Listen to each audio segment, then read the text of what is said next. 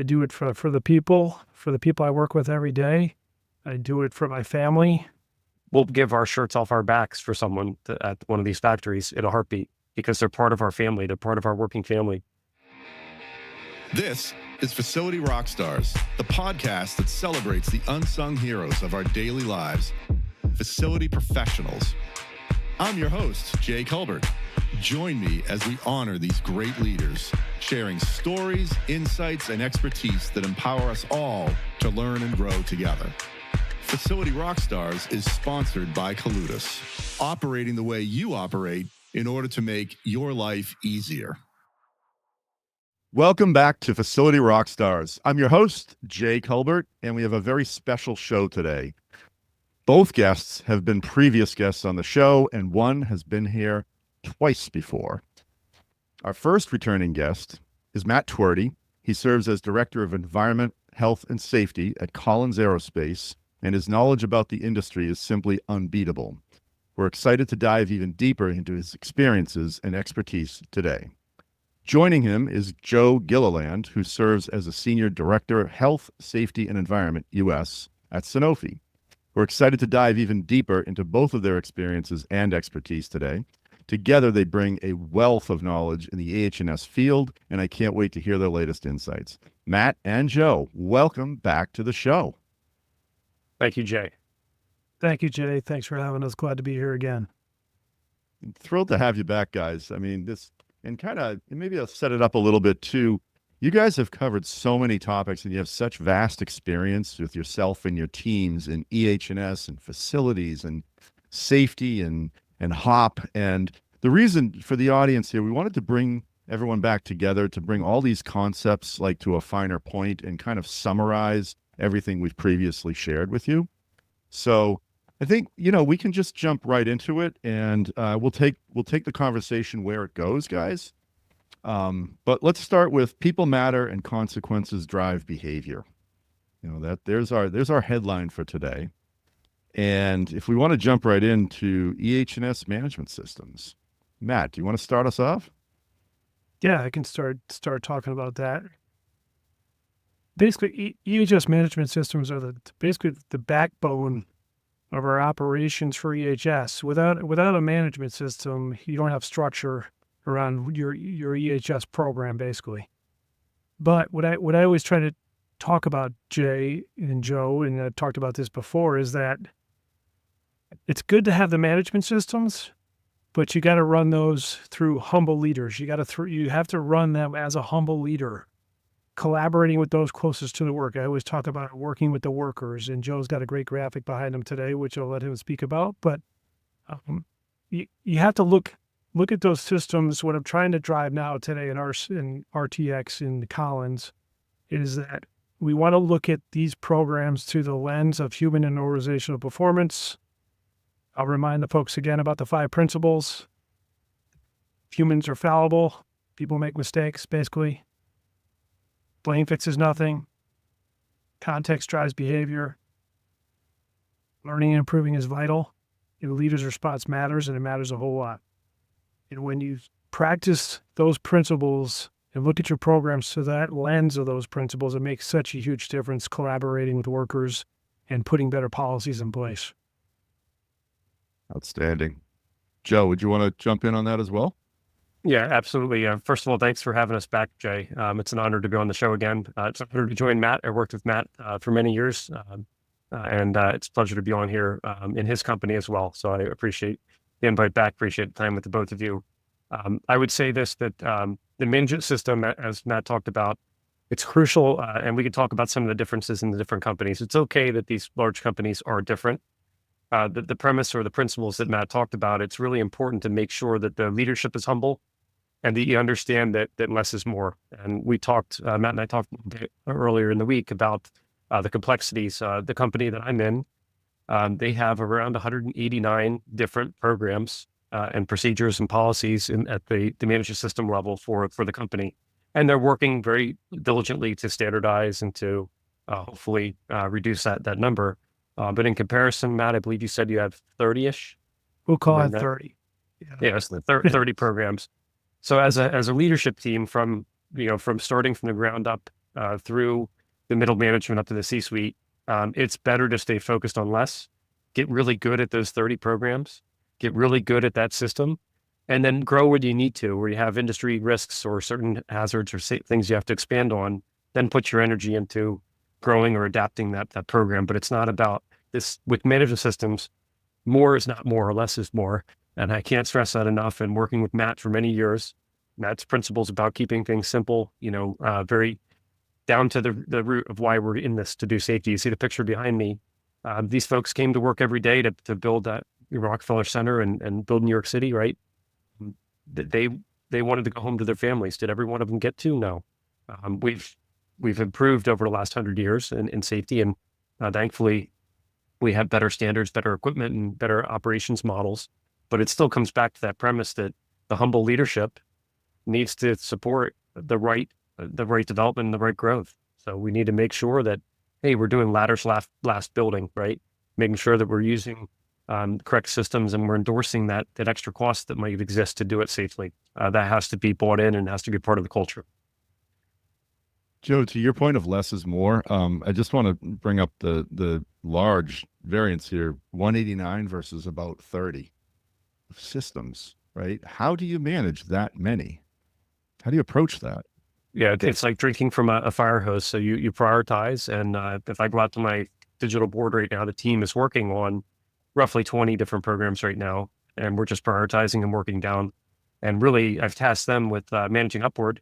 So we're looking at similar programs and providing feedback to the global group. Hey, these 4 programs are very similar. Can we just have one simple standard around these 4? So we're trying to, to help lead the horse to water type of situation. And is your goal to reduce, and you may have touched on that, right? To reduce that number. And do you have a target? It's proven. And Matt will tell you, not that I have a specific target, but I would be happy if I was under 50. Under 50 programs is manageable, especially for a big company. Anything more than that is too much. I would love to get down where Matt is, around 30. And then the business units, I'm sure Matt can expand on. Each business unit may have 5 or 10 that only apply to that business unit. They're additional. And that's kind of what I want to get our management system to, because you do have little nuances and differences by business units, and that's okay. Yeah, when we talk about the 30 or so, I'm talking from the RTX level. And then like Joe talks about that we have 3 divisions under RTX, Pratt, Whitney, Raytheon, and Collins. And so it's basically like the federal government, the state, and the local. So we have the top standards at the RTX level, and then we flow them into the businesses, which they add more standards on, or they'll take it and they'll update it to for our business. So there's definitely layers and there's more procedures within the businesses. So it grows as you get down to the site level. But we've definitely taken a concerted approach to making sure that we're not trying to overwhelm folks with procedures. We've had conversations with our different corporate EHS or our business EHS groups. So there has been definitely some discussions about that and trying to make sure we're streamlining those. Just for the reasons that Joe talked about, that it's just overwhelming and it just adds more complexity to our complex operations that we already have. Sure. I think, Matt and I as HSE leaders, which our job or our mission is to drive that simplification, drive the focus. And, Matt and I might get to our destination a little differently sometimes, but we're both heading true north. Our reason for doing what we do is to protect people, period. Yeah, that's a very important foundation to keep resting on. Yeah, every time I've talked to you guys, that is the paramount thing that comes up, and it's what matters. Now, is what we're talking about, have we already touched on the topic of safety clutter? I believe you mentioned in the previous discussions. Yeah, so safety clutters it includes a bit about procedures. It's basically just overwhelming your operations with safety programs, safety procedures, EHS procedures. Too much of everything is safety clutter. And it becomes our EHS professionals, our facilities professionals get distracted with the overwhelming programs, I'll call it, that they're just overwhelmed by that's what we call a clutter. They can't focus because there's so much coming at you all the time. There's a new tool to go do investigations. There's There's a change in the tools. So that's safety clutter. It's basically just fogs things, and we lose focus.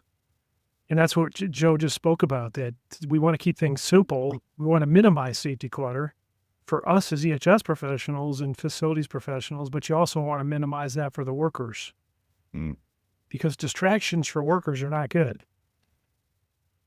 Well, I would imagine they would be the opposite of safety conscious. If you're distracted, how could you be? You're not focused, so you could get hurt potentially. Yeah, that's when things happen. Yeah, and when things don't go as planned, Jay, I think that's when, throughout the day's never going to go as planned. When things do change course, if the programs aren't simple, the operators aren't going to follow. They're not going to know how to follow and how to correct, right? And that's when bad things are going to happen. So we talked the other day, but coming from the aviation industry for a little while in my career, right? A pilot, when something goes wrong on an aircraft, they don't have the full Boeing 777 manual or the Sikorsky manual in the cockpit with them. They've got very short checklists that say, if this occurs, check 1, 2, 3 items. And that's how our procedures need to be written, with that mindset that things are going to go wrong, things are going to change, and we need clear, just simple points for these operators to follow, so they're less likely to make a mistake and they're more likely to either stop the work or find the right solution. You make me think of something, Joe. I'll give you another example of safety clutter. I don't know how many folks have management audits, but we've over the years had something called management audits, so it kind of forces the hand of leaders to go out on the shop floor to have discussions with workers and employees. And the discussions, that the management audit was always 15, 20 questions, and the questions were, Jay, do you know our EHS policy? When was the last time somebody got injured in your work area? Do you know the cardinal rules? What was the last EHS training you had? So things like that, that's clutter, because that's not helping the worker one bit. I want to talk to them to find out about what's their obstacles in their job every day and what's their highest risk that they're dealing with, so I could help them control that risk. That's the difference between focus and clutter. That makes so much sense, Matt. And that's a perfect example. And I love the pilot checklist. Something goes wrong, you don't have time to look at a laundry list of things. You need to know right away, what to do. Yeah, I had just one follow-on thing too, is that even just overwhelming workers with toolbox talks and things like that, rather than giving them a reminder of every day, here's your pre-job. Make sure you got these 10 things. Make sure you know what your PPE is. Make sure you got the right tools, the right equipment, so forth and so on. Keep it simple. That flight checklist is great, because there's been a lot of things that I've studied lately, studying human and organizational performance, and it all leads back to some things that have been done in the aviation industry. And I think to add to Matt, what I'm finding, I think through the middle of my career or later in my career, whatever you want to call it, the conversation, the piece that Matt touched on, the conversation is the most important part. Most of these operators know the hazards that they're exposed to. They know the answers on how to fix them. And instead of bombarding them with all this clutter and checklists and different things to do, if you just go have a simple conversation, step on the line with them and work with them and understand their challenges every day and what they encounter, you can learn a lot from them about how to change the system and how to improve it for these workers, and improve the conditions in the work area. But a lot of it about the HSC and facilities folks is being good listeners, right? It's more about getting on the floor, listening to what they're saying, than it is telling them and trying to be in a position of authority to say, you're going to do it this way. Better to listen and really work with the operators. That brings me back to, thanks, Joe, a conversation, Matt, we had with your team in the last panel. And that was, is it work is imagined and work is done? Very good. Yes. Okay. Yeah. I was listening. So Good does memory, that Jay. tie in with what Joe was just explaining? It comes down to the conversations, right? Yes. You want to understand the difference between work is imagined versus work is done. You want to seek to understand context, because the workers are adapting in our work environments every day. And I don't know about you guys, but I don't write perfect procedures. So our procedures out there aren't perfect. Our standard work, even if you get out there and you do a pre-work before you start a job, as soon as the workers start to do that task or that project, things change in the field quickly. So you're right, that's work is done. So you want to go better understand work is done to get that feedback from those closest to the work because they have the best solutions too. This is gold here. Joe, you had something? Yeah, I was just going to add that the situations, you really want to focus on the situations that failure situations, right? What could come up, and train them and have them prepared on what that failure mode could be, and always be talking and thinking about that consequence, right? And what that failure could be, because then when that's on their mind, they're going to stop and hopefully make the right decision, right? When they're not thinking that way, and they're following a procedure and something deviates, that's where they have the ability to then keep digressing from the correct path that we want them, the right decisions we want them to make. So it's really key about teaching, okay, it's okay that things aren't going to go the same every time. But when these things happen, we need to be thinking through, we need to be reevaluating risk, and we need to know when to stop, right? We need to know when we stop, we pause, and we reboot, and we get the answers before we proceed. So you've both been on the show, obviously, as we stated a couple of times, and we'll always look for the audience to hear the nuggets of the best practices. And I know you've already given many. Would you have any others from a day-to-day, week-to-week, annual basis that you'd recommend as best practice or advice around this topic, of course? Yeah, I guess the thing that I always talk about is we've done different things in Collins and RTX about leadership engagements and culture conversations, we call it too, it's really just to continue to get out on the shop floor and talk safety, talk EHS, talk quality. Because when you get out there on the shop floor and you're talking about these things, you uncover more than just EHS. You uncover some facilities problems and equipment problems. You'll uncover quality problems once you start to set that dialogue. So the only thing I can really say, Jay, is that just continue having dialogue. Got it. Whatever capacity you can do that with your program. Some people do Gemba walks. They have a Gemba walk process. Some others have, like I said, leadership engagements. I don't know what Joe does. Anything similar like that to that kind of effect, Joe? Yeah, we do managerial safety visits. So we go out on the floor, have these conversations. We're talking about what challenges. And the big thing, the best practice, I think, from that program is that we have commitments when we leave those conversations. We have commitments where the worker commits to do something, and we as leaders commit to do something, and we stand on that. So we track that on our Plus QDCI boards, and we make sure we go back and visit that the actions, the actions are done and that they're meaningful for that work area. And I think Matt talked about it a little bit, but really the biggest thing for HSE professionals, facilities professionals, leaders that are listening to your call is also the alignment with quality, safety, operations. Like, there's no reason to do these programs separately. They should be one. There's absolutely no reason to have just a safety walk or just a quality walk. Or you're going out to look at your system, and that system involves quality, production, safety, facilities, all these different topics. And it shouldn't just be narrow focused on just safety every time. Joe, I'd love to dig into that a little more, because all of us have talked about this topic, and I love how you guys take it, in my view, take a very holistic approach to facilities, EHS, quality, production, like all of these different things. I think we should talk about that a bit more, because not everyone has figured that out, and not that we all have, right? But at least driving towards it. Like, could you speak about that a bit more and help those who are listening understand, well, how does facilities, they want to get it done fast, but safety wants me to slow down, and how does that all work? Yeah, I can jump into that one. So we've talked about it before, and that was, I think, the first podcast I did with it. That was the key thing I talked about a collaboration we have here in our Windsor Lock site with facilities, EHS, emergency services, operations. We all work closely together all the time. Yeah, I have gotten that question before, like, how do you balance that?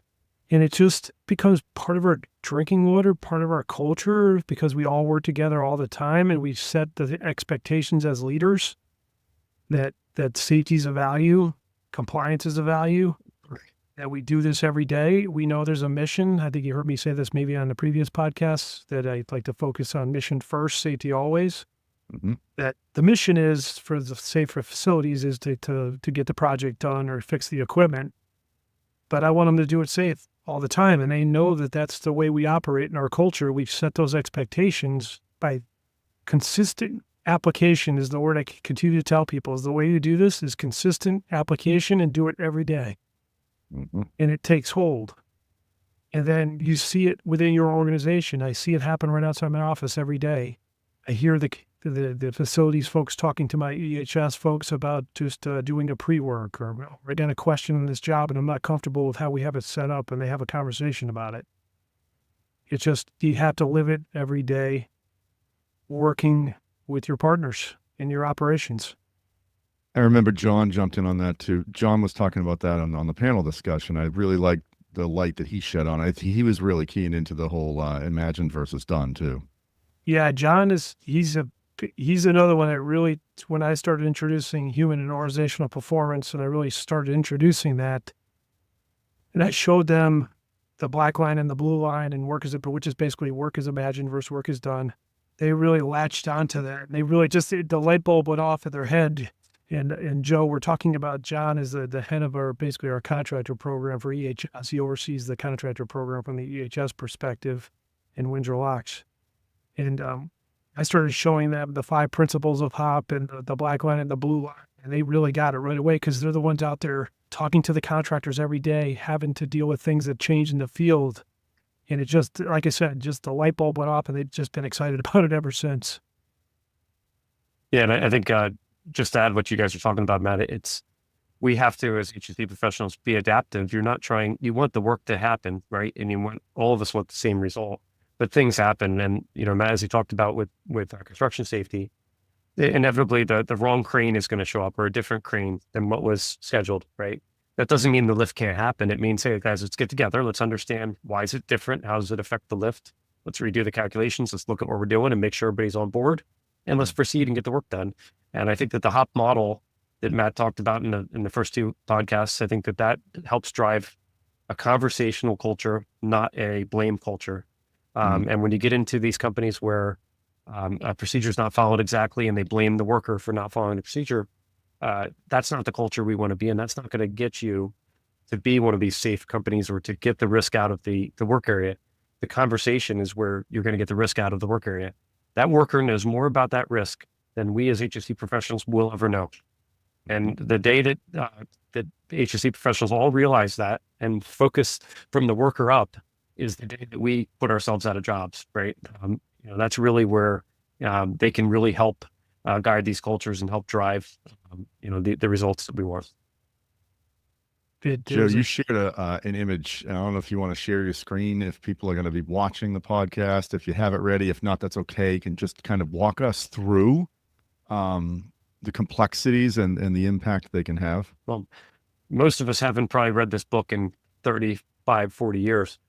But if everybody remembers the book, those that are listening and not watching, Gulliver Straddle, when you have they're tying down the giant, right, with all these different ropes and trying to hold them back.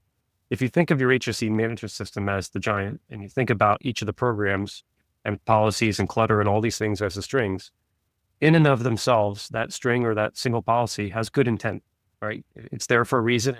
Someone developed it and said, this is going to make life better. When you pile them all on, and now you can see the image up on the screen here, it becomes tying the giant down, ties your management system down. The management system can't move. It can't do what it's designed to do, and it can't progress. And the companies that do this well, and I used to work in Matt's team for UTP, for now Raytheon. They did this well of reducing the number of strings and really keeping that management system alive and they kept it growing, right? And kept it, these companies that overwhelm it, you tie the giant down and you'll never get it back. It's too much. That's a great image to share. It really, like when you showed it, when we previously talked, it really made sense to me. Thank you for going through that. Matt, anything on that? Yeah, I never thought of it that way, but it's a great graphic to kind of depict that, Joe. I had written something down earlier today. I think it ties to what you guys are talking to exactly, is that most people don't live systems. They visit systems. Ooh, please explain. Yes. So, and I think that's what Joe is kind of getting at, is that yes. So what he talks about is like our management system, like a living document. that continues to kind of grow, but then sometimes it reduces and it grows again into something else. But you don't want to overwhelm the system with too much. We're going back to safety clutter again. That's what Joe's trying to get at there is with that graphic is that there's too much safety clutter keeping down the system. Is that what am I saying that right, Joe? Yeah, absolutely. So if when you get to this operations, like these big companies where you have the 30 or 32 programs and they're working well, you may need to add something, but you got to find what you're taking away. You got to take away or tweak something else. You can't always be adding on and adding on and adding on. Think of it like a bridge that has a capacity, right? You can't keep adding weight on, the bridge is going to collapse. You got to make sure that you're taking it away before you put it back on. And that feeds into a discussion we just had yesterday with a bunch of business unit EHS leaders. We were having a conversation about might be some kind of new initiative coming down the pike that we just kind of got a headwind of. And we knew about it, but they're trying to change the game a little bit on us. So there was some discussion about, hey, if this is something that they're going to push us to do this year, what are we going to remove from our EHS professionals' plate? So it feeds right into those discussions we were having yesterday. We're living this every day to have these conversations, understand that we realize that we don't want to overwhelm our EHS professionals. They're already overwhelmed. Yeah. Very well said. Yeah. I think we really nailed the too many long procedures, kind of equals overwhelming those closest to the work. Is there more? This is great discussion, right? And I like the examples because that's real. Any other things that have occurred recently for you or your teams? I think it's more of a question. So when you go on the floor, ask a CEO, would they rather their worker be performing the work and putting the product out the door or doing checklists and meaningless tasks? Right? They're there to be productive. Well, then let's give them simple tools that help make them productive, that help them throughout their day, period. Hey, Rockstars. If you're tuning into the podcast and are feeling overwhelmed by all the maintenance demands at your facility, don't stress. We've got you covered. Our sponsor, Colludus, is your go-to partner to help you tackle all those demands and get them done right, on time, and with top-notch quality. From project planning to execution, Colludus is there to make hard work easy. Visit colludus.com today to get started. Perfect. I think that, Joe, if I could, then I'm gonna shift right over here and talk about how you guys have consistently empowered your teams and, empowering the workforce, interdependent culture. Matt, you said, leader, right? Maybe we could dive right in there. Yeah, yes, that's perfect. And I got that quote from David Marquette, who's an author of the book called Turn the Ship Around. And if anybody wants to read it, it's one of the best leadership books I've read, and I've read a lot of them. It's outstanding. And inside that book, he took over a submarine that was like one of the worst in the fleet, and he turned it around, and he basically empowered his workforce. And that was one of the key things he talks about is that when he inherited that ship, it was a leader-follower culture. And he turned it around to be a leader-leader culture, which means that he empowered his workforce to make decisions without hesitating to run something up the chain of command all the time. Basically, that's empowering your workforce to all be leaders, to make decisions within your organization every day. Because the best, most successful organizations operate that way. What have you seen happen as can you give any examples of where you've seen a shift in behavior because of this playing out or being supported or led?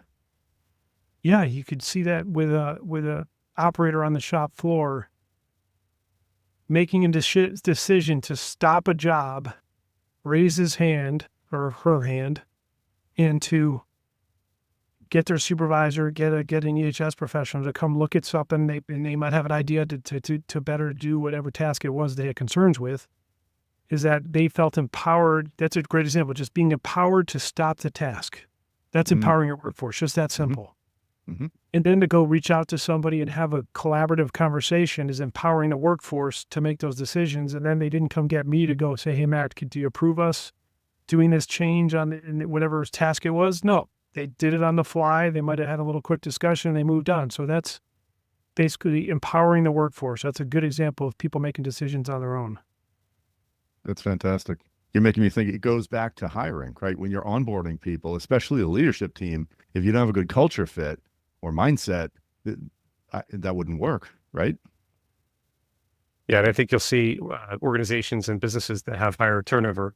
It's harder to have a culture, a long-standing culture. Those that have lower turnover, you can breed that culture spreads a little easier, right? And becomes easier.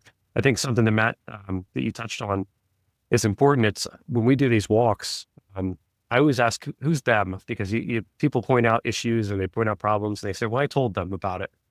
Well, Oh, who's I them? love that. Right? That's Who's a great them? question. You should be, we have to drive towards that interdependent culture where each person coming on this site or on these sites is doing safety for themselves and others because it's the right thing to do, not because it's what the company wants or not because it's what we want as leaders. They're doing it for themselves. So if they see an issue, did they elevate it? Did they put the work order in? Did they follow up? Everybody's human. We're fallible. So you can tell a leader, the site leads, you can tell someone about an issue and they're human. They might forget about it the next day. Did you follow back up with them and say, hey, site leader, did you remember I brought this concern up? We need to get the solution.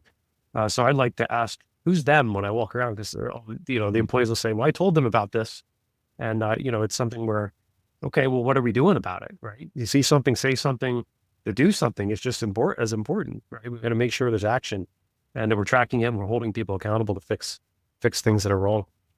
And you're feeding into what I was thinking, Joe, is that you're fostering a culture of ownership and responsibility. You're transitioning someone from accountability, which is you still need accountability, but you're transitioning from accountability to responsibility, right? Which even builds your culture even further. That's great. The shift from accountability to responsibility. I love that, Matt. By the way, Matt, thank you for always sharing the books or the leadership, podcasts, and it's really collaborative, not just within your own organization. It's greatly appreciated. Yeah, we're not to add Joe to our distribution list. Yeah. Well, I think what's important is there's a lot of Matt shared even on LinkedIn the last couple of weeks. Matt's been sharing a lot of good articles and good insights, and there's a lot of garbage out there for people to find. If you want to find it, you can find it on the internet, right? And what I would say is, you got to go to the experienced guys and gals like the Matts who know the management teams, know how they work. And if Matt's sharing something, take the time to read it. That's what I have to say, because there's probably, if it was valuable enough for Matt to say, hey, this is a good concept or good to share with, you look between Matt and I combined, we probably have 60 years of experience in HSE. If it's valuable enough for him to take time to share, it's probably something that these younger folks coming into the workforce or into HSE should take time to read and really understand the right concepts. We're trying to foster the next teams that are going to take our seats, right? We want the same mindset. We want to get rid of this blame culture and not have these companies get back to these 1970s and 80s mentalities. We want them progressing and moving forward. And you don't do that unless you're constantly learning and you're constantly sharing these good ideas and articles. Agreed. And Joe, credit to you too. You have a lot of great content out there on LinkedIn. Sorry, Matt, if you were going to say that, but yeah, it's, you both share quite a bit of like you said, Joe, relevant, really good data, leadership advice. I don't think I've ever asked you guys this before, but you're in different industries, right? Like one is more, Joe, fair to say pharmaceutical life science, right? Yes. And then Matt, aerospace and then defense, right? So does this topic change at all because of that? Or because of it, say it's food and beverage, whatever it might be. No. The hazards might be different, but the language doesn't change. Matt could come down, I'm confident he could come down and sit in my seat today and run this organization just like I do without skipping a beat, because the hazards are the same, the processes are similar, language is similar, and we talk the same language. It's and that's what it's all about, is the more alignment you get with these management systems and with the tools we use. And, I had read a lot about Hotbook a couple of years ago and studied on it and had used some of its philosophies, but until Matt really started sharing more about it, like the deeper tools, I was like, wow, this is a good tool to have in the toolkit. This is great. These are great concepts, and you have to be adaptive in HSE, right? So what works on one site or for one risk may not work for others. Matt's in aerospace, but they have small component assembly, and then they have big higher risk items, right? The programs aren't going to be the same in those two different things. The same thing in our industry with the biological hazards and the chemical hazards. They're two different animals, but it's the same principles and same concepts.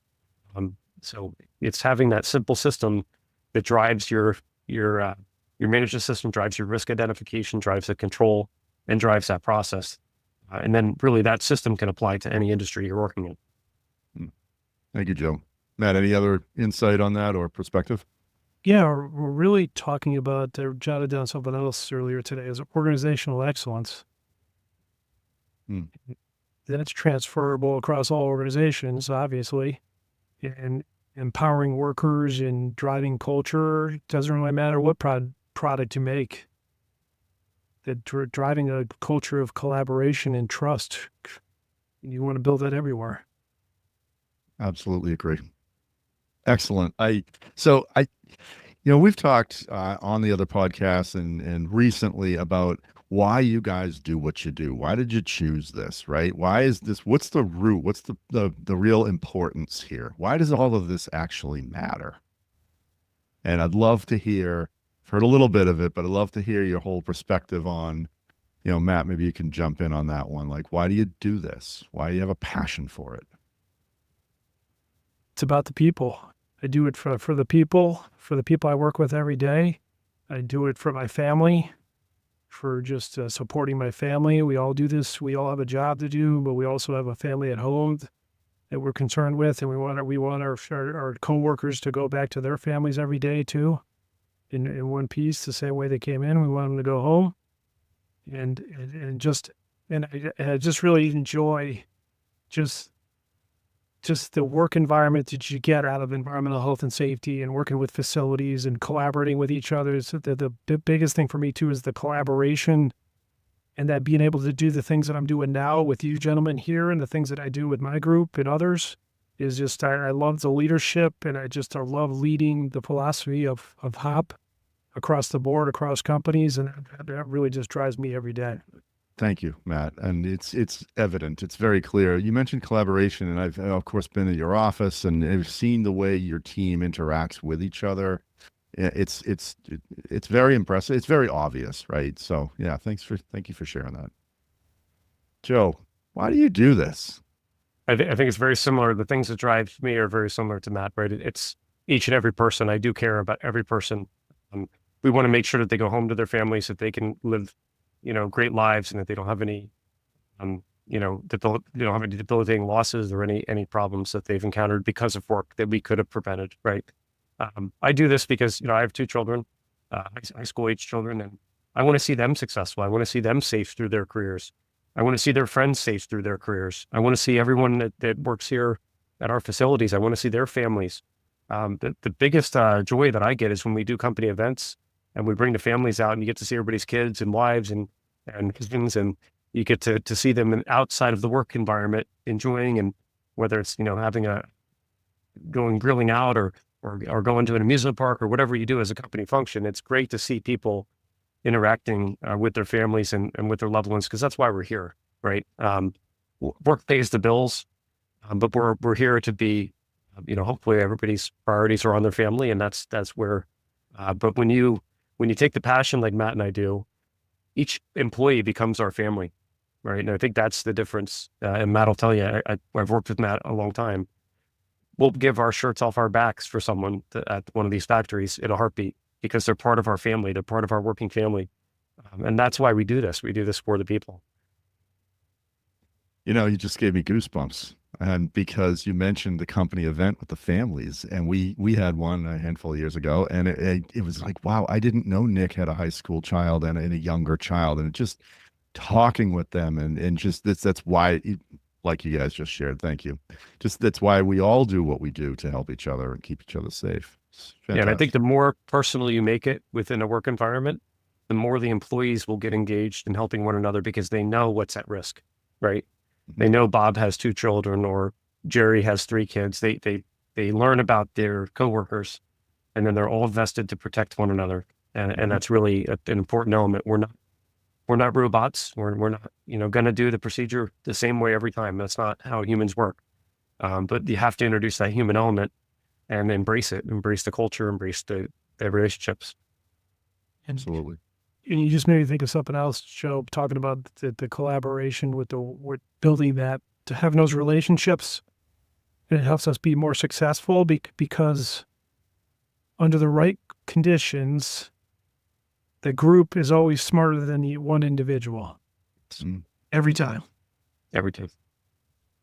That's the benefit of having dialogue with each other and talking and working together every day and building those relationships, because then people feel more comfortable to have conversations as a group, to work through problems, to better ourselves with better solutions in the long run. And I think this leads into, Jay, it's not a new concept, it's an older concept, but psychological safety, psychologically safe work environment. And that's what tools like HOP and these programs, they're helping push towards that psychologically safe environment. And we as leaders need to keep moving the organizations in that direction as much as we can at all costs.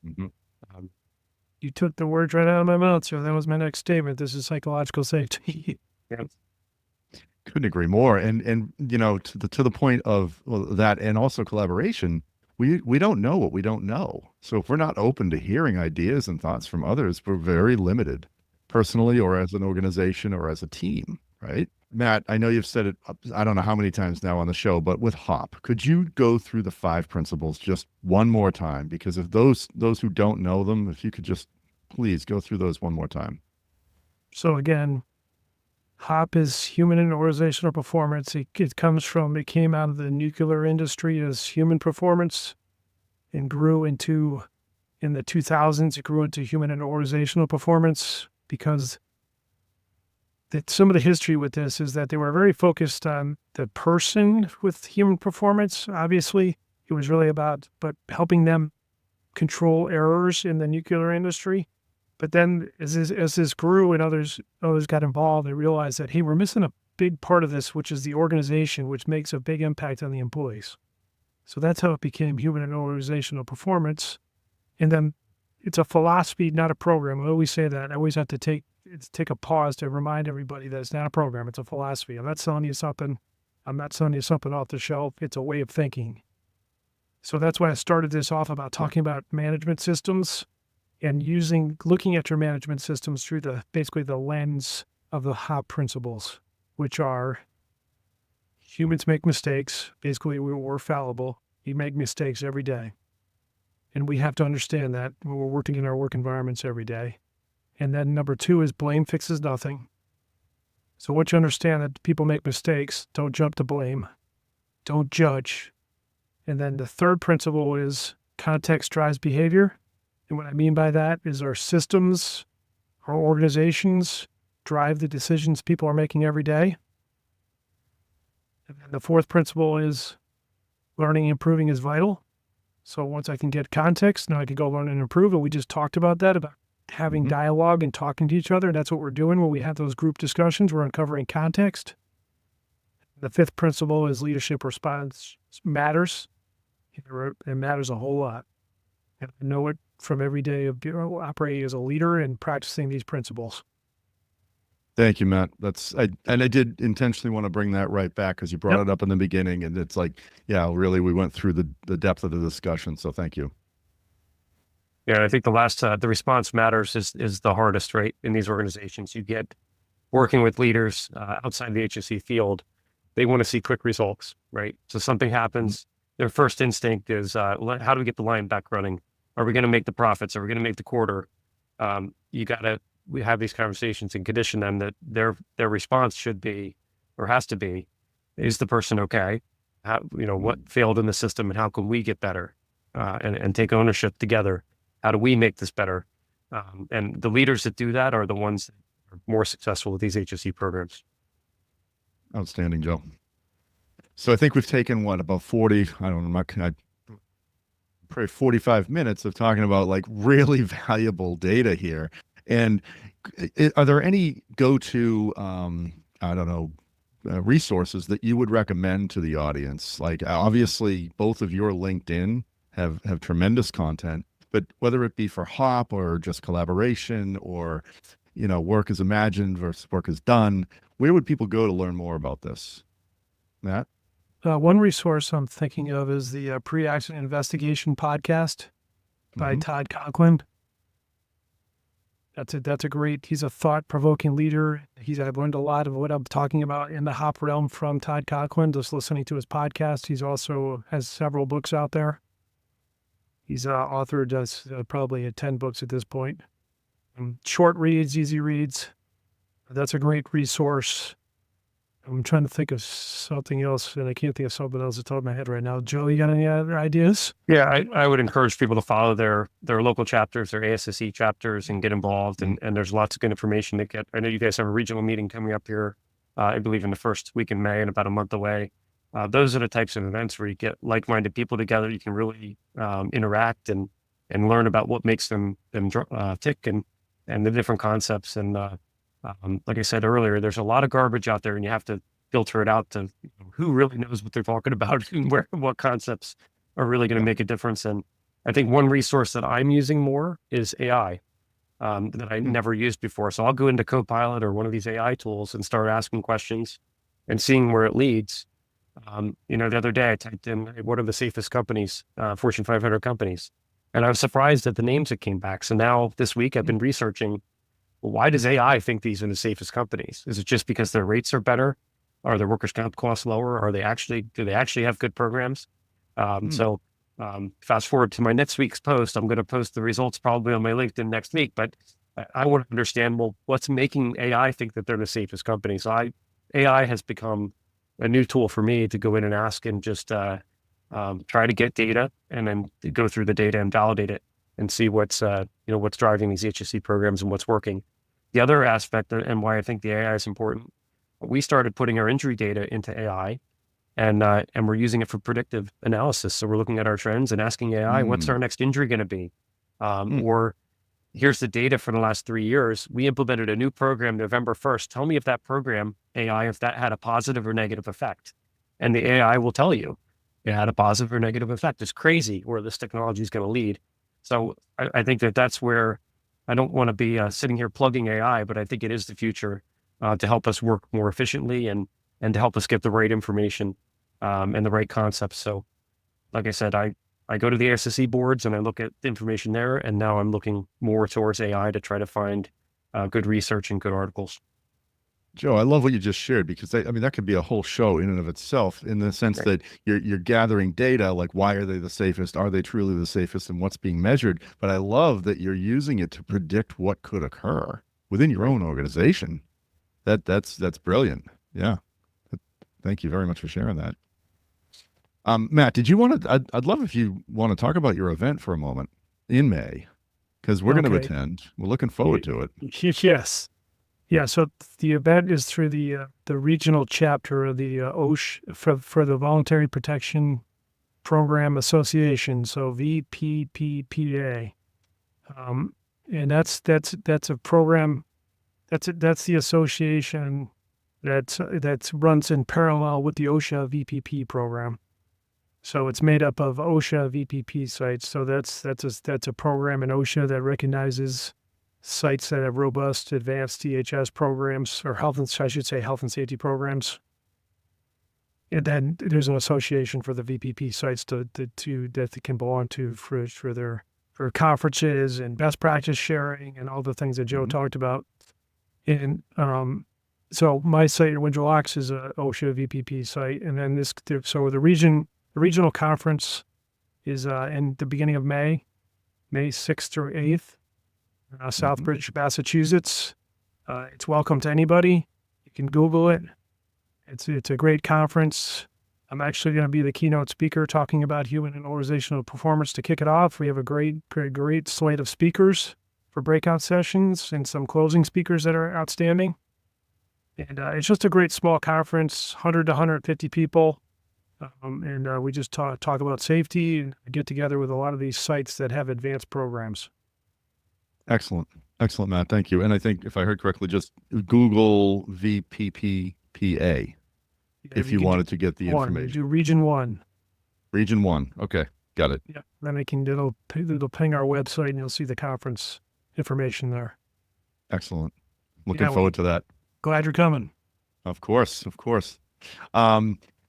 And personally, if people wanted to learn more from you or had any questions about today's discussion, what's the best way for them to connect with you? I'd say you can just flip me up on my LinkedIn page. Probably the Perfect. easiest way to get me. Excellent.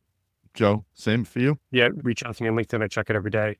Happy to respond. And Matt operates the same way. We both have open door policies. You can ask us. Safety is something that goes across industries. I'm in the pharma field, but I work with my peers at our competitors all day long, every day. Safety is not something that's proprietary, right? We're all in this to make people safe. We don't care what the company's making, and we're not using it as a competitive advantage. We're here to help people.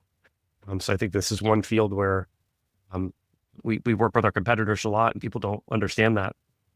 I have no problem reaching out to Glaxo and the other big pharma companies and working with peers there to solve problems. And I think the people that don't, they're doing their companies a disservice. You got to build that network, and you got to be working together to get information and to really elevate these programs. A great close there, Joe. Again, the group is smarter than the individuals. Absolutely. Well, I cannot thank you both for being back on the show and investing your time again with us. And really, it's a gift of giving. You're giving the audience all this wisdom and all these best practices. So thank you very, very much. And I think it's going to get expensive on my end because you both have, let's see, bronze challenge coins. What do we say? We have to mint some silver and gold coins at this point. Is that where we're at? Yeah, could be. We'll see. No, truly, thank you. Thank you so much. It's a pleasure knowing you both and really grateful to have you back on the show. Same to you both, too. And it's a pleasure being here with both of you. And I was glad to be here again. And I was glad to be here with Joe talking again about safety. Yeah, Jay, I think, you talk about the networking and the opportunities. Really, it's I worked with Matt many, many years ago. We haven't talked much, Matt, in the last 10 or 12 years, but we're still very aligned because of that foundation. And we haven't strayed from our mission. And I think that's important. You build these relationships. You might not tap a relationship tomorrow.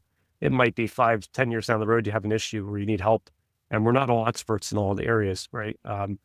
It's good to keep that HSE network growing. And I think that's what's important about these calls, about these conferences is, open up the books, make the connections. And when you don't know something, ask, tap the network and we'll help. Don't try to solve it on your own. I couldn't agree more, Joe. It's all about community for me. That's the view. That's the vision, right? Build the right community and help each other. Just help each other. So thank you so much, guys. And for everyone listening, thank you for tuning in.